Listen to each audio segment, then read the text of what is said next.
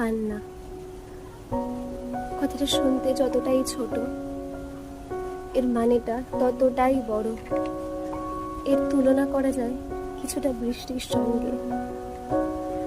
ঠিক যেরকম মেঘলা আকাশে অনেকক্ষণ বৃষ্টি না হয়ে আকাশটা কালো হয়ে যায় মেঘ জমে, তারপর যে বৃষ্টিটা আসে, ঠিক তারপর আকাশটা পরিষ্কার ঝকঝকে হয়ে যায়।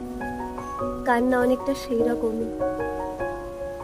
অনেক দুঃখ, কষ্ট, যন্ত্রণা জমিয়ে রাখার পর যে কান্নাটা ভিতর থেকে আসে, কয়েক বিন্দু জলের ফোঁটা হয়ে, তারপরে মনটা অনেকটা হালকা লাগে। এটা কিছুটা মেডিসিনের মতো কাজ করে। অনেকের কাছে কান্নাটা অভিনয় লাগে, আবার কারো কথায় ন্যাকামোও বটে, কিন্তু আসলে তা নয়। কান্না মানে নিজেকে সান্ত্বনা দেওয়া, কান্না মানে নিজের মনটাকে বোঝানো, কান্না মানে নরম মনের পরিচয় শুধু নয়। কান্না মানে কাউকে ছাড়া, কাউকে না বলে একা হালকা হওয়া। আমার কাছে কান্নার মানেটা একটু অন্যরকম।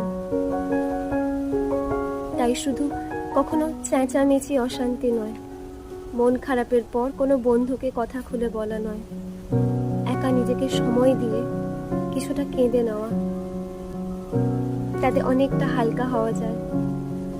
নিজেকে বোঝানোর জন্য কারোর কাঁধের প্রয়োজন হয় না, নিজেকে নিজেই বোঝানো যায়।